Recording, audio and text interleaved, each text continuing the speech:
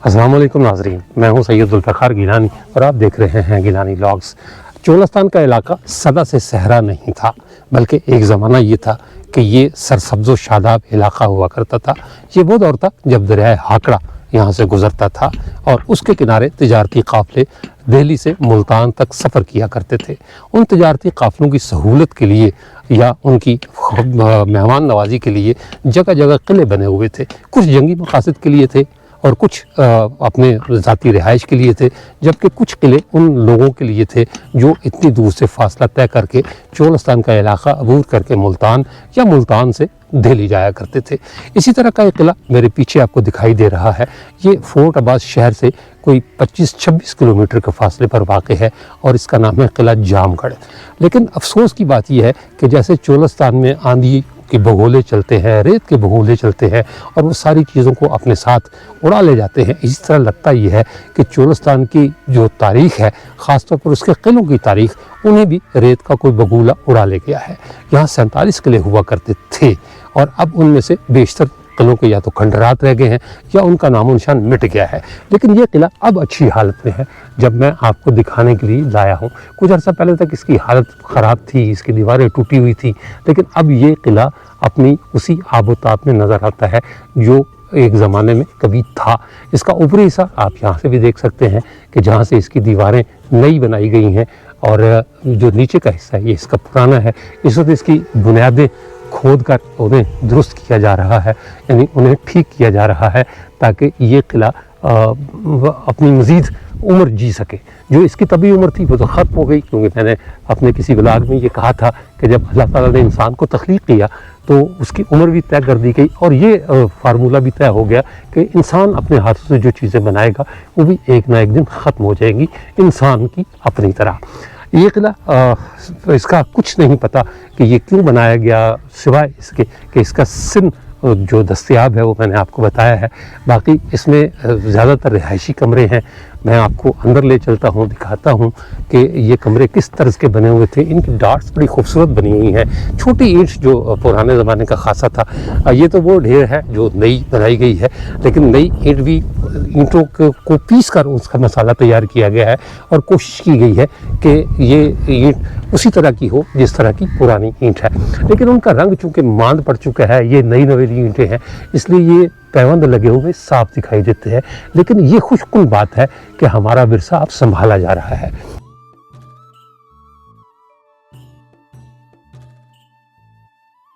मैंने वीडियो के डिस्क्रिप्शन में और पहले कमेंट में अपना इजी पैसा अकाउंट और बैंक अकाउंट नंबर दर्ज किया है और मेरी अपने नाज़रीन से दरख्वास्त है कि वो मेरी माली एआनत करें।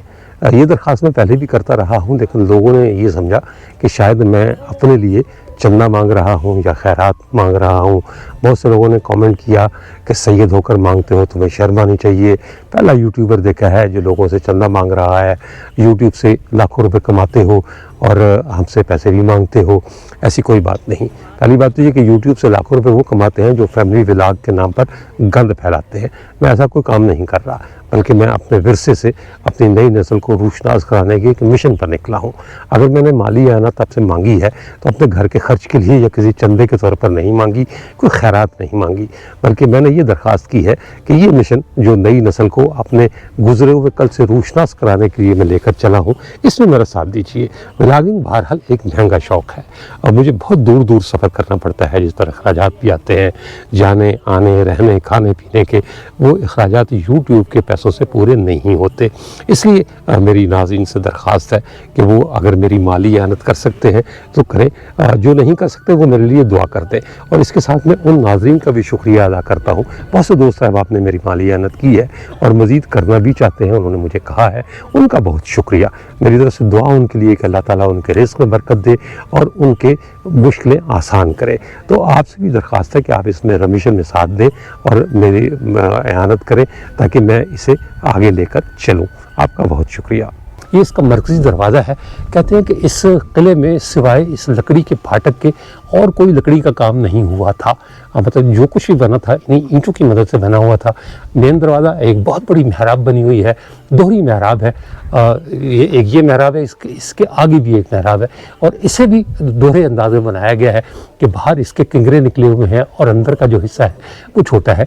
दाएं और बाएं दो चिराग जो पुराने दौर की निशानियां हैं, अब तो बल्ब आ गए, ट्यूबलाइट्स आ गई, एलईडी जो लाइट्स आ गई, अब तो खैर रौनक हो गई। लेकिन पुराने दौर में हर जगह रोशनी के लिए वो बादशाहों के हुजरे हों या किसी गरीब आदमी का घर, वहाँ ये दिए ही जला करते थे। बादशाहों के दिए थोड़े से मुज़य्यन मुनक्कश हुआ करते थे, खूबसूरत हुआ करते थे, लेकिन गरीबों के घरों में वही चिराग जलते थे या वही मिट्टी के तेल के दिए या सरसों के तेल के दिए जला करते थे, जो हमारे देहात में अब भी जलते रहे हैं। ये मेहराब, इसकी कच्ची ईंट और पक्की ईंट दोनों का इस्तेमाल था। ज़्यादातर पक्की ईंट मुझे दिखाई दे रही है, लेकिन है छोटी। ये वही ईंटों को इस तरतीब से जोड़ा गया है कि इसकी एक मेहराब बन गई हुई है। दाएं बाएं मज़ीद ताक है, ये बाएं हाथ वाला ताक है, इसमें भी यकीनन कोई बड़ा चिराग रखा जाता होगा ताकि रास्ते रोशन रहें। इसी तरह का ये दाएं हाथ को भी है। अंदर ये ड्योढ़ी है बुनियादी तौर पर, ये जो लकड़ी के पट खुलते थे उसके बाद ये ड्योढ़ी है छोटी सी। लेकिन इसकी जो छत है वो भी ये देखें कि अब तो लेंटर डलते हैं, मतलब सीमेंट, कंक्रीट, बजरी, सारा कुछ मिला के रेत, लेकिन उस ज़माने में ईंटों को ही इस तरतीब से जोड़ा गया है कि ये एक जगह ठहरी हुई हैं। ये फ़न तामीर का एक शाहकार आप इसे कह सकते हैं। ये सीधे हाथ को एक रोज़न बना हुआ है, यकीनी तौर पर रोशनी के लिए और हवा के लिए। ये तो मेरा टूट गई ये जगह, ये रोज़न नहीं था, जगह टूटी हुई है। ये दूसरी मेहराब है और बिला मुबालगा इसकी जो चौड़ाई है दीवार की, मेरा ख्याल है कि कम से कम कोई 8 से 10 फीट लाजमी होगी। ये इतनी बड़ी मेहराब बनाई गई है। आगे आते हैं, ये फिर ड्योढ़ी का अंदरूनी हिस्सा है, लेकिन लगता यह है कि इस पर भी छत होगी कभी। ये अलग बात है कि छत अब ख़त्म हो गई हुई है, लेकिन जिस तरह के किनारे निकले हुए नज़र आ रहे हैं मुझे, उससे यही महसूस होता है कि कभी ना कभी इस पर छत ज़रूर होगी। लेकिन अब खैर छत ख़त्म हो गई। इसके नीचे भी एक मेहराब बनी हुई है। लगता यह है कि ये किला सारे का सारा मेहराबी अंदाज में तामीर किया गया है, क्योंकि इसके ताग भी मेहराबी हैं, इसके जो दीवारों के नक्शो निगार हैं वो भी मेहराबी हैं। तो ये सारा कुछ जो है वो एक ही अंदाज का बना हुआ है। रिहायशी कमरे हैं ये बुनियादी तौर पर। इसके आगे सहन है।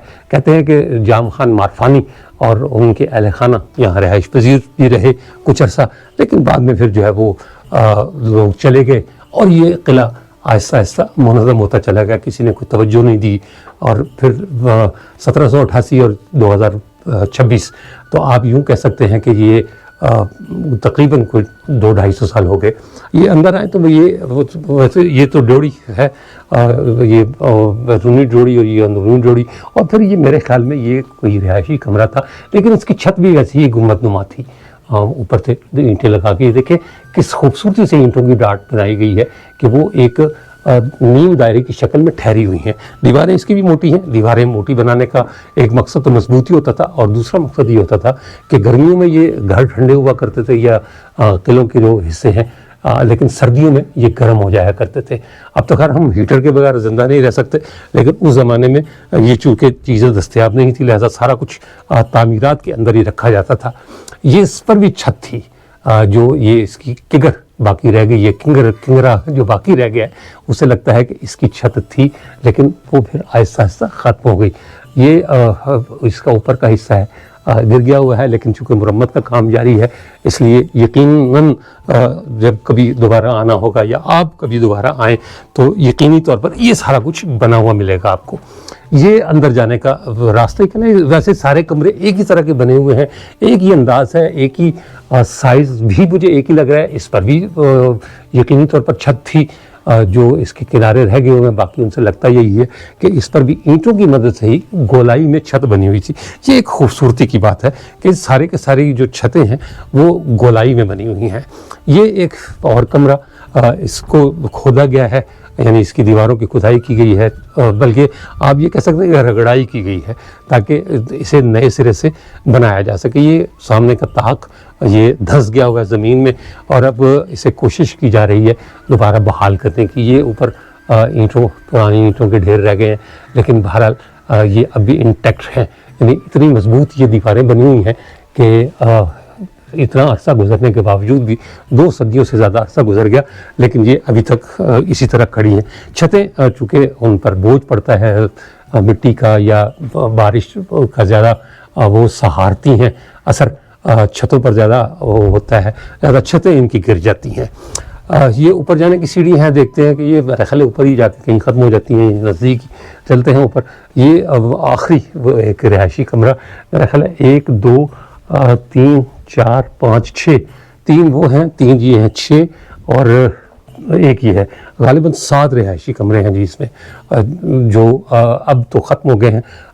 मुझे नहीं पता कि जो यहाँ काम हो रहा है महकमा सारे कदीम इस पर छतें डालेंगे या इसे ऐसे ही छोड़ दिया जाएगा। अगर छतें डाल दें तो बहुत अच्छी बात है, लेकिन अगर ना भी डालें तब भी इसकी खूबसूरती में कई गुना इजाफा होगा। पहले ऊपर चलते हैं, बाद में फिर मैं आपको इसके सहन में ले चलूँगा। एक वसी सहन है और उसके पार फिर दीवार है। दीवार में कोई ऐसी चीज़ मुझे बज़ाहिर दिखाई नहीं दे रही जो हमलावरों से बचाव के लिए हो, क्योंकि मैंने अपने इंट्रो में बताया कि बहुत सारे किले रिहायशी मकासद के लिए भी इस्तेमाल होते थे। तो अंदाज़ा यही है कि जाम खान मारफानी ने ये किला अपनी रिहाइश के लिए तामीर कराया था। इनके बेटे ने भी ये किला तामीर कराया था, जिसे मीर रिपोर्ट कहते हैं, वो इससे कुछ फासले पर है। वहाँ भी आपको ले चलूँगा, वो किला भी आपको दिखाऊँगा।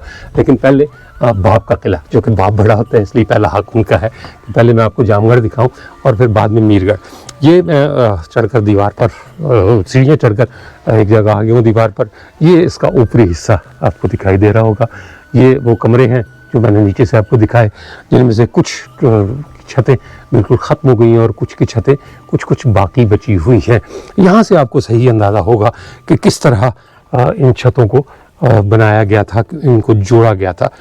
मेरा ख्याल है कि मैं इधर से अगर जाऊं आगे तक, कोई ये असल में किगर बहुत छोटी सी है, अगर पहुंचाऊं फिसला तो मैं कहीं नीचे ही पड़ा हूँगा और मैं इस चीज़ को फ़िलहाल तो बर्दाश्त नहीं कर सकता। पहले ही घुटने के दर्द वगैरह लिए बैठा हूँ मैं। इधर से मैं कोशिश करता हूँ कि इधर से मैं चल के आपको कुछ दिखा दूँ। हाँ जी, ये इधर से मैं कामयाब हो गया हूँ आने में। यहाँ से मैं आपको इसका एक नज़ारा करवा सकता हूँ। क्या खूबसूरत गुंबद हैं जी, 1 2 3 4 5 6 7 गुंबद बने हुए थे, जो सारे के सारे ख़त्म हो गए, ढह गए। लेकिन उम्मीद की जाती है कि ये किला अब नए सिरे से अपनी खोई हुई शान शौकत बहाल कराने में कामयाब हो जाएगा। ये इधर से उतरकर नीचे जाने की कोशिश है। छलांग इसलिए नहीं लगाई कि पता चला कि ईंटों के साथ मैं भी नीचे हूँ और मेरे ऊपर ईंटें हूँ। ये जी ऊपर का हिस्सा इसका जो मैंने आपको नीचे से दिखाया था, ये जहाँ तक मैं बस आराम से पहुँच सकता हूँ। ये देखिए जी, ये मेन जो है वो एंट्रेंस है, दाखिले का रास्ता। यानी ये सारी डोरियाँ आकर इस एक डोरी में मिल जाती हैं, फिर ये अगली डोरी है और इसके बाद फिर आगे सेम है। ये इसकी दीवार, ये भी मोटी दीवारें बनी हुई हैं। ये वो जो खुदा हुआ कमरा मैंने आपको नीचे दिखाया था, ये वो है, ये उसकी दीवारें हैं। और इसकी जो अच्छा एक चीज़ मुझे जो समझ में आई है कि इसकी जो बैरूनी दीवारें हैं वो ऊंची हैं और जो ये कमरे हैं ये नीचे थे। इसका मतलब है कि वो गुमान दुरुस्त है कि ये रिहायशी मकसद के लिए बनाया गया था किला। सराय तो खैर ये नहीं थी, सराय तो नहीं कहा जा सकता, लेकिन ये चूँकि हाकिम थे अपने इलाके के, जाम खान मारफानी, इसलिए अंदाज़ा यही है कि ये उन्होंने अपनी रिहाइश के लिए बनाया था। और ये पीछे मुमकिन तौर पर उनके कुछ पहरेदार रहते हों और उनके लिए ये चारदीवारी बनाई गई हो। ये चारदीवारी देखते हैं कि चारदीवारी किस हालत में है। ये उसकी जो एक महराब की नीम आप दायरा कह सकते हैं, नीम दायरे की जो महराब थी, यहाँ से मैं उतर कर आया था और यहीं से मैं वापस जाऊँगा। ये उसका सहन है किले का। अच्छा, 4 बुर्ज हैं जी इसके। एक बुर्ज ये है, एक वो है, तीसरा और ये चौथा। अब देखते ये है कि किस बुर्ज के ऊपर तक जाया जा सकता है। अगर ना जाया जाए तो माजरत मैं आपको यहीं से दिखा दूंगा, या और कुछ नहीं तो कम से कम इसकी ड्रोन फुटेज में आप देख लेंगे, क्योंकि मुझे लगता ये है कि इसके नीचे के रास्ते बंद किए जा चुके हैं। ये रास्ता नीचे मुझे बंद नज़र आ रहा है, ऊपर ये सारा कुछ खड़ा है। और हो सकता है कि जब इसकी मरम्मत की जाए तो इन्हें भी खोला जाए, क्योंकि ये सामने की दीवार तो मुकम्मल हो गई है, इस तरफ की दीवार भी मुकम्मल हो गई है, ये दीवार अभी अधूरी है। यानी ये इसकी तामीर व तज़ीन का काम जारी है अभी। आइए नीचे चलते हैं और सहन के साथ चलकर मैं कोशिश करता हूँ कि अगर किसी बुर्ज के अंदर जाया जा सके तो चलते हैं, वरना इसके लिए माजरत। अच्छा जी, ऐसा नहीं है कि ऐसी जगहों पर सिर्फ चढ़ना मुश्किल है, बल्कि ऐसी जगहों से उतरना उससे ज़्यादा मुश्किल है। और इसका अंदाज़ा मुझे अभी हुआ है कि जब मैं ये ईंटें पार करके यहाँ आया हूँ तो पाँव फिसलते फिसलते मेरा बचा। कैमरा ऑन नहीं था, लेकिन अगर हो भी जाता, मैं गिर भी जाता तो सर तो चोट लगनी थी और क्या होना था। अब ये सीढ़ियाँ उतरे हैं, सीढ़ियों पे भी एक ताक नज़र आ गया जी मुझे। ये भी रोशनी के वसीले ज़रिए पुराने ये उतरे तो फिर सामने एक बड़ा ताक है और इसके आगे एक वसी सहन है। आइए सहन में चलते हैं और कोशिश करते हैं किसी बुर्ज पर चलने की, कि बुर्ज जो है वो खुले हुए हैं, ये भी बंद है, इधर से भी मेरा ख्याल है कि ये नीचे वाला हिस्सा ऊपर जाने के काबिल नहीं है। फिर भी करीब चल के देखते हैं, शायद कोई ऐसी जगह नज़र आ जाए कि हम जा सकें, लेकिन मुझे लगता नहीं है, क्योंकि जिस अंदाज में आगे मिट्टी भरी हुई है इसकी, हाँ जी, इसकी खुदाई की गई है और ये मेरा ख्याल है कि अभी तक इसका कोई सिर पैर निकला नहीं। अच्छा, चौलास्थान के किलों की एक ख़ास बात यह है कि इनकी जो बैरूनी दीवारें होती थी वो तो पुख्ता होती थी, लेकिन अंदर की दीवारें इनकी कच्ची होती थी। यहाँ से मैं आपको दिखा सकता हूँ, वो सामने पीछे दीवार दिखाई दे रही है जो बाहर से तो पुख्ता है लेकिन अंदर से कच्ची मिट्टी की दीवार है। मतलब बाहर फसील की जो दीवार है, बुर्ज तो सारे के सारे पुख्ता ईंट के बने हुए हैं और मेरा ख्याल है कि 1, 2 और 3 मंजिला बुर्ज है, जबकि दीवारें इससे भी बुलंद हैं। आइए दूसरे बुर्ज पर देखते हैं कि वहाँ कोई सूरत निकलती है ऊपर जाने की, या वहाँ भी यही सूरत हाल है। लगता मुझे यही है कि हमें बुर्ज दिखाने पड़ेंगे बाहर से ही, अंदर जाने की कोई सूरत दिखाई नहीं दे रही, लेकिन फिर भी जाने में क्या है। वो जो पीछे वाला बुर्ज है उसका तो दरवाज़ा मुकम्मल तौर पर बंद है। ये मुझे कोई दरवाज़ा दिखाई दिया है कि शायद इसमें कोई ऊपर जाने की जगह बनी हो, यहाँ से मैं आपको ऊपर ले जा सकूँ। चल के देखते हैं। हाँ, ये बुर्ज आ गया जी। इसके ये देखें कि बाहर से जो है वो पक्की ईंट लगी हुई है और अंदर से ये कच्ची मिट्टी आपको दिखाई दे रही होगी।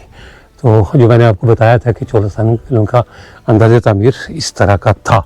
ये देखें जी, ये कच्ची ईंट कच्ची मिट्टी से भराई की हुई है और जो बैरूनी दीवारें हैं ये पुख्ता हैं। ये भी अच्छी खासी मोटी दीवार है।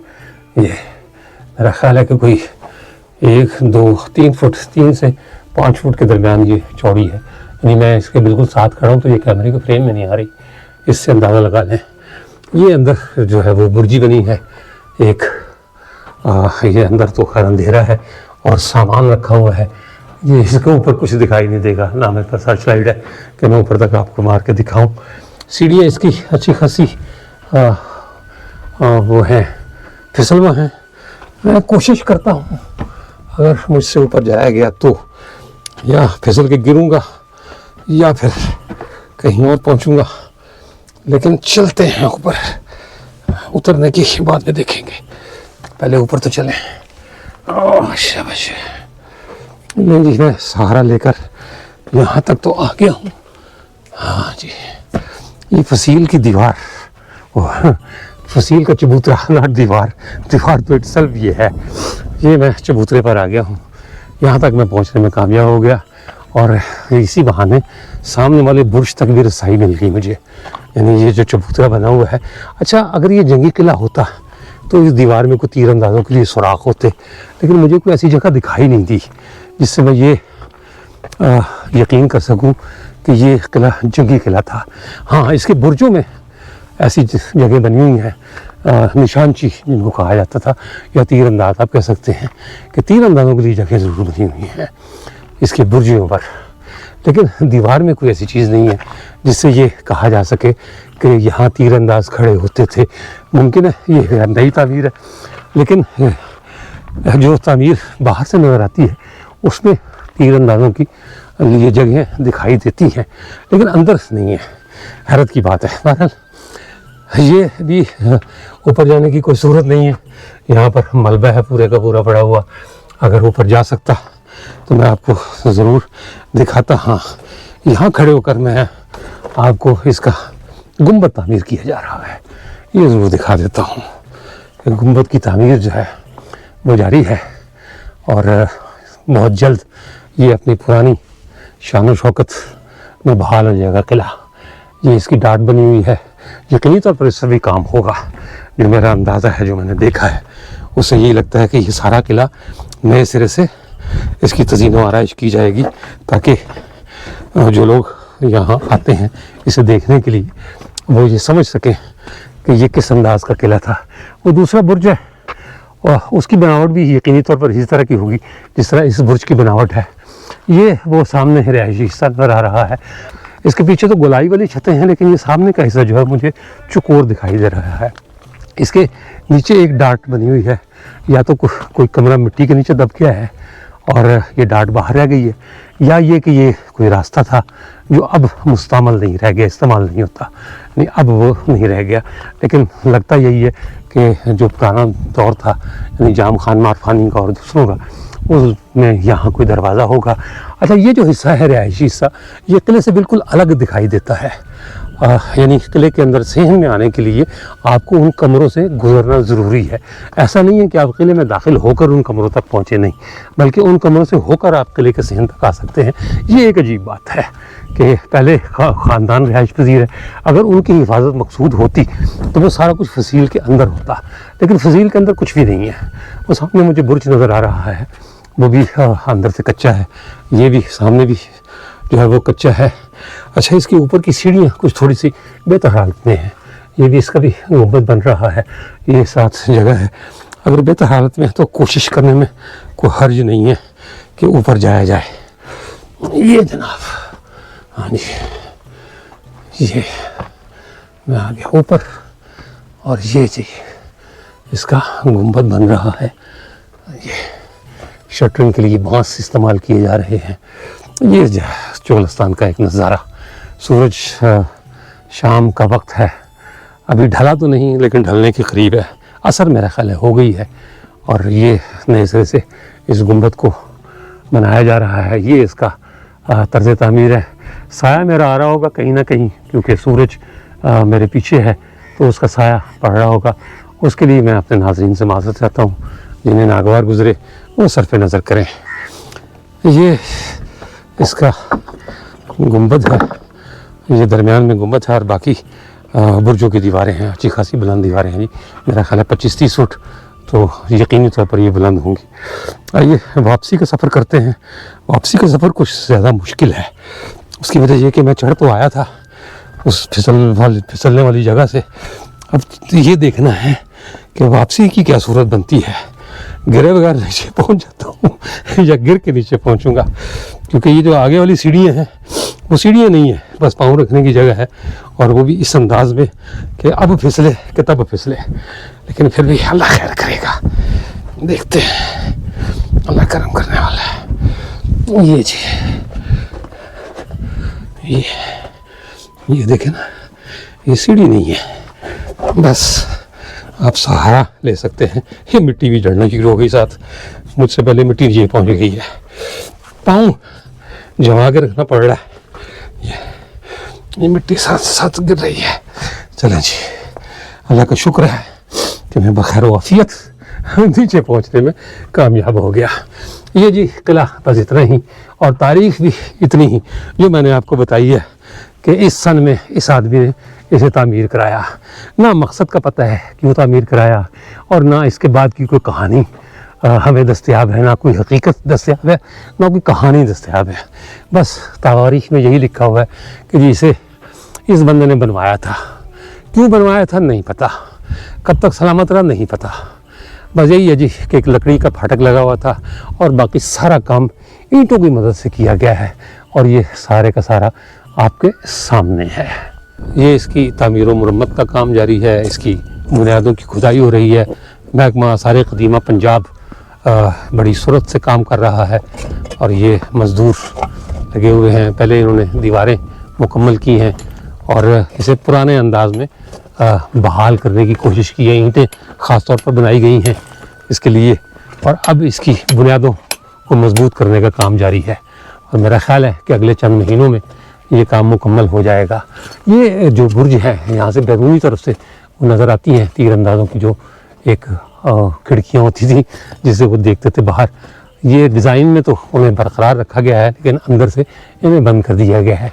ऊपर एक नया अंदाज दिया गया है दीवार को, भला लगता है, अच्छा लगता है। इनकी डॉट्स उसी शक्ल सूरत में बनाई हुई है जो बुर्ज पर बनी हुई है। बुर्ज पर देखें ऊपर की जो मेहराबें हैं वो, और इन्हें एक साथ मिलाने की कोशिश की गई है और कामयाब कोशिश है। अच्छी लग रही हैं, सिवाय इसके कि जो नीचे वाली ईंटें हैं उनका रंग मान पड़ गया हुआ है, और ऊपर वाली ईंटें चूँकि नई हैं लिहाजा वो अलग से दिखाई दे रही हैं। लेकिन मेरा ख़्याल है कि ना होने से ये बहुत बेहतर है कि इस किले की नए सिरे से तज़ीन व आराइश हो रही है, और चोलस्तान आने वालों के लिए कुछ तो होगा कि वो आकर यहाँ देख सकेंगे। ये वो सारा माल मसाला रखा हुआ है जो अंदर मुरम्मत के लिए इस्तेमाल हो रहा है। ईंटें कुछ उखड़ी हुई हैं, कुछ निकाली गई हैं, कुछ जो है वो लगाई जा चुकी हैं। ये पूरी की पूरी दीवार नए सिरे से तामीर हुई है। ये गिर गई हुई थी, नीचे बुनियाद तक ये दीवार नहीं थी। ये बैरूनी समत है इस बुर्ज की, इसके इस बुर्ज के ऊपर तो मैं नहीं ले गया था। और इधर आपको मुरम्मत का काम होता हुआ सही तौर पर दिखाई देगा, यानी बांस वगैरह लगे हुए हैं, जिसे आप क्या कहते हैं जिसको, जो मिस्त्री जो प्लेटफॉर्म बनाते हैं, ये ऊपर तक बांस लगे हुए हैं और इनके ऊपर चढ़कर फिर जो है वो इसकी ईंटों की चुनाई हो रही है, सील बन रही है इसकी। ये मुकम्मल हो गई हुई है। अंदर इसका चबूतरा रह गया है बनने वाला। वसीम मेरा ख्याल है कि जितनी बुलंदी तक जानी थी उतनी बुलंदी तक जा चुकी है। ये एक दरवाज़ा है, ऐसे लगता है जैसे चोर रास्ता रहा हो, लेकिन ये रास्ता है नहीं, ये आगे से बंद है। यानी एक बहुत बड़ा सा एक मेहराब बनाई हुई है, भला जाने कि यहाँ क्या रखा जाता था। नहीं, ये अगर करीब जाकर देखूँ तो ये लगता यही है कि ये कोई सुरंग थी, कोई खुफिया सुरंग टाइप की चीज़, जहाँ से बवक्त ज़रूरत भागा जा सकता था। या नहीं जी, ये भागने वाली सुरंग नहीं है, ये कोई पानी की निकासी का बंदोबस्त है। हाँ जी, ये पानी की निकासी का बंदोबस्त किया गया है। अंदर नाली बनी हुई दिखाई दे रही है, ये अंदर सीमेंट वगैरह भी डाला हुआ है।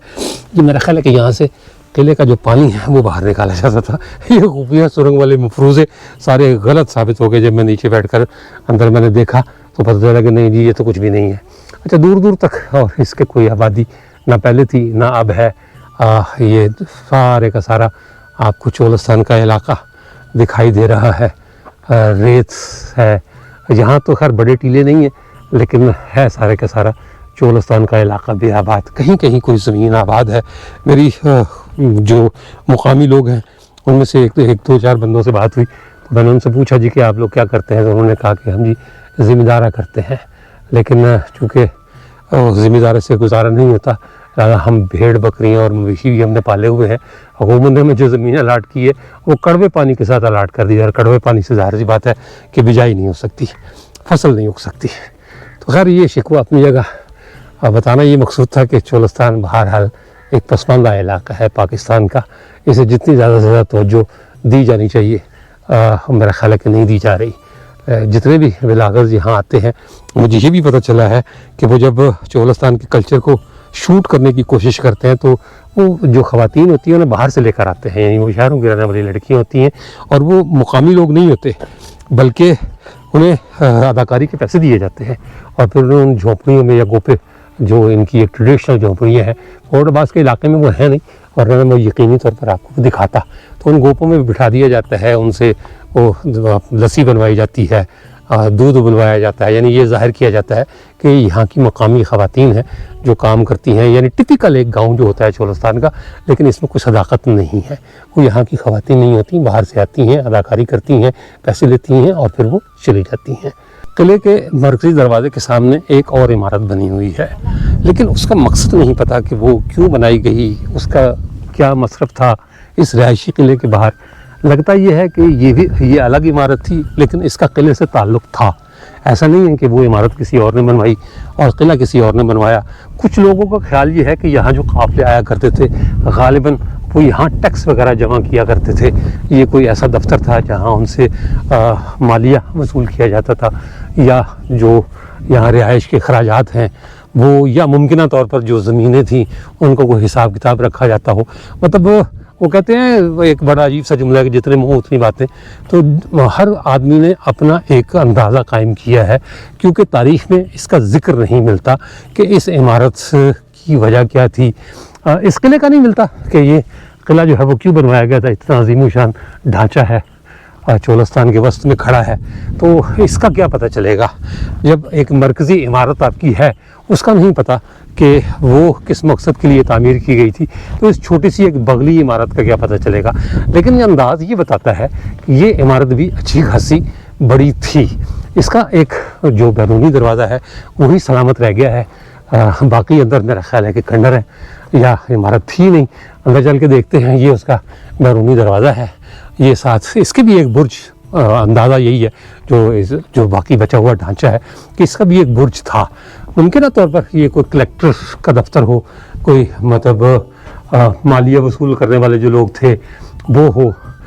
ये अंदर एक ही कमरा नज़र आता है कि एक ही कमरा था। ये पीछे फिर एक बुर्ज, अंदाज़ा है कि बुर्ज ही होगा।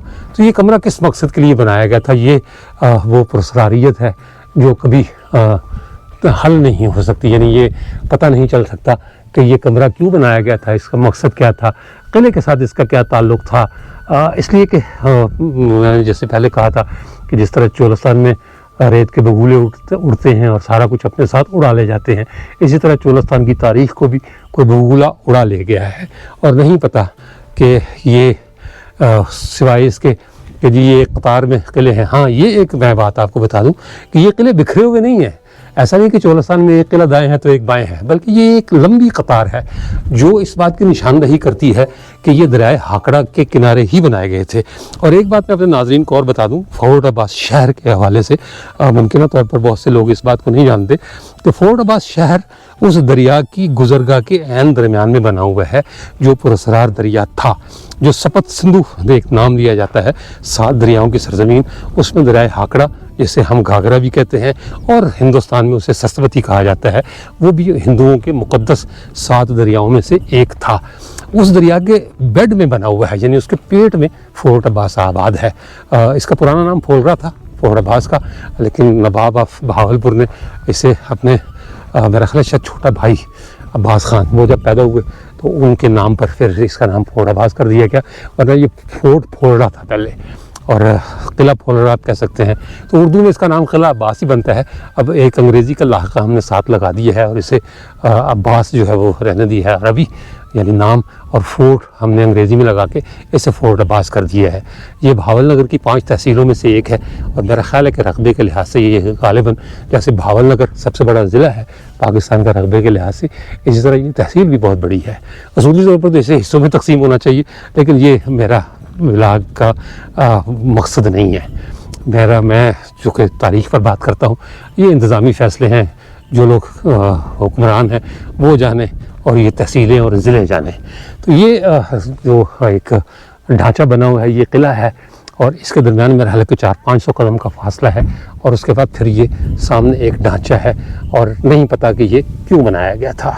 ये दोनों किले मीरगढ़ और जामगढ़ फोर्ट करीब करीब वाक़ हैं। मेरा ख्याल है कि इनमें चंद किलोमीटर का फासला है दरमियान में। ये बाप का किला है और वो बेटे का किला है, जिसे आप मीरगढ़ कहते हैं। जामगढ़ फोर्ट के बारे में शायद मेरे नाजरीन में से बहुत सौ को पता नहीं होगा कि जो चोलस्तान डेजर्ट जीप रैली होती है, ये उसका मिड पॉइंट है।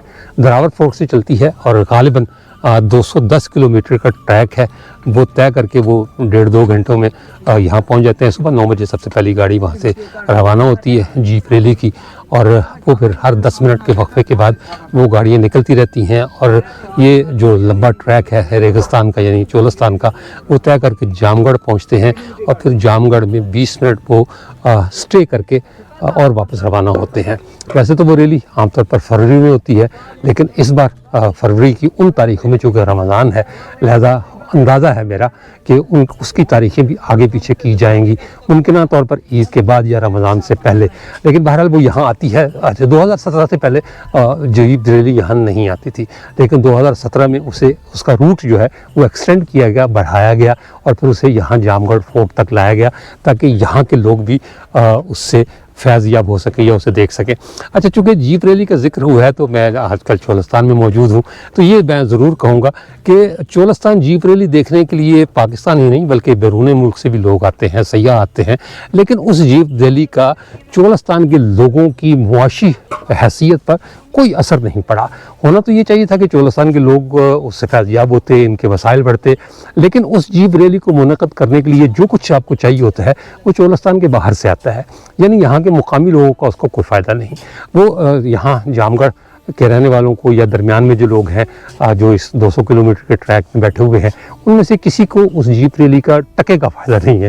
लिहाजा मैं ये चाहूँगा कि इस बहाने उनकी ये आवाज़ सब लोगों तक पहुंचा दूं कि अगर जीप रैली मुनक़्क़द हो रही है और लोग उसे देखने के लिए आ रहे हैं तो कोई ऐसा बंदोबस्त ज़रूर कर दें कि उस जीप रैली का फ़ायदा चोलस्तान के उन लोगों को हो सके जो गरीब हैं, जिनके पास वसाइल नहीं हैं, लेकिन वो हुनरमंद हैं, मेहनती हैं, जफाकश हैं। उन्हें इस्तेमाल करें और जीप रैली को एक बुनियाद बनाकर उनकी मुआशी हालत को दुरुस्त करें, बिल्कुल उसी तरह जैसे महकमा आसार क़दीमा पंजाब ने इस जामगढ़ फोर्ट की हालत को बेहतर बनाया है। मैं शुक्रिया अदा करता हूँ महकमे का। अच्छा लगा, खुशी हुई, वरना आज तक यही होता था कि मैं जाकर दुआएं देता रहता था कि हमारा विरसा बर्बाद हो गया, हमारा विरसा बर्बाद हो गया, तबाह हो गया, इसका कुछ करो। तो ये बहुत अच्छा लगा कि महकमा आसार क़दीमा जामगढ़ फोर्ट को बहाल कर रहा है, और मेरा ख्याल है कि इसी तरह आने वाले दिनों में चोलस्तान के लोगों की ज़िंदगी भी इसी तरह बेहतर से बेहतर हो जाएगी। इसके साथ ही इजाज़त दीजिए, इंशाअल्लाह ताला अगले व्लॉग में दोबारा मुलाकात होगी। तब तक के लिए अल्लाह हाफ़िज़।